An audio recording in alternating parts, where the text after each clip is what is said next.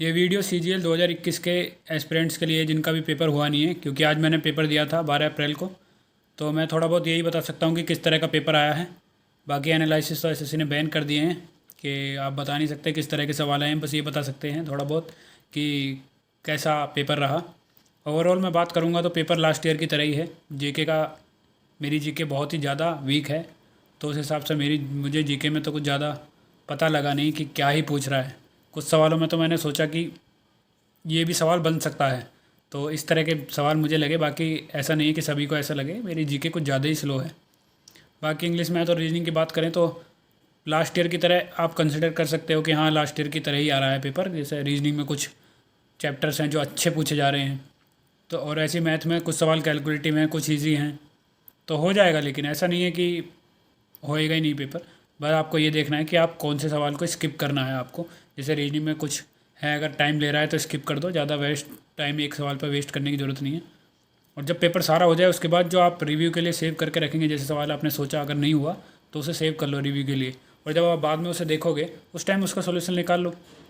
अगर टाइम बचे, एक बार पेपर पूरा अटैम्प्ट हो जाएगा तो ये भी हो जाएगा कि बाद में अच्छा दिमाग चलेगा कि हाँ मेरा पेपर अटैम्प्ट हो गया, अब ये बचे हुए सवाल मैं कर सकता हूँ। और इंग्लिश की बात करें तो इंग्लिश भी लास्ट ईयर की तरह ही है, वो कैब है, कुछ नई है कुछ पुरानी है। तो इंग्लिश में मुझे इतनी श्योरिटी आई नहीं इस बार, लेकिन ठीक थी इंग्लिश। और जो क्लोज टेस्ट था वो भी ठीक था। तो ओवरऑल यही है कि मैथ को कुछ सवाल हैं 2-4 जिनसे आपको बचना है, या मतलब टाइम कम देना है। अगर नहीं हो रहे हैं तो एक बार में छोड़ दो, फिर दोबारा बाद में देख लेना। और इसी तरह से रीजनिंग का भी है, तो 4-5 सवाल हैं जो आपको थोड़ा सा परेशान कर सकते हैं, उनसे आपको बचना है। अब ये हर शिफ्ट में ऐसा नहीं होगा, कुछ शिफ्ट आसान भी आएंगी, कुछ हो सकता है मेरी शिफ्ट से भी ज़्यादा हार्ड आए। तो ये हर एक के लिए अप्लाई नहीं होगा, लेकिन थोड़ा थोड़ा आइडिया यही है कि पेपर ठीक आ रहा है हर साल की तरह, 2019-20 के प्री की तरह। ना ही कुछ नई चीज़ आई है एकदम से, कुछ नई भाई, बस जीके की कह सकते हैं। और करंट का तो मुझे अंदाज़ ही नहीं लग रहा है क्या कहाँ की करंट पूछ रहा है। तो जीके की तरफ से मैं काफ़ी निराश हूँ इस बार। हर बार थोड़ी बहुत हो जाती है, इस बार तो बिल्कुल ही डर डर लग रहा है कि जीके में पता नहीं कितना स्कोर बनेगा। लेकिन ओवरऑल मुझे लग रहा है स्कोर ठीक ठाक बनना चाहिए। बाकी अब कोई इसलिए मिस्टेक ना की हो मैथ में। और मेरे अटैम्प्ट 90 का अप्रोक्स हैं मेरे अटैम्प्ट। मैथ का तो मेरे 25 अटैम्प्ट है पूरे, और रीजनिंग के भी 25 हैं और इंग्लिश के 25 हैं। बल्कि मैथ में मुझे श्योरिटी है कि मेरे 25 सही होने चाहिए। बाकी रीजनिंग में इतनी श्योरिटी नहीं रहती कि बहुत मामूली सी गलती से भी सवाल गलत हो जाता है, ऐसे मैथ में हो जाता है होने को तो। लेकिन पेपर ठीक है, जिसका एग्ज़ाम है भाई बेस्ट ऑफ लक।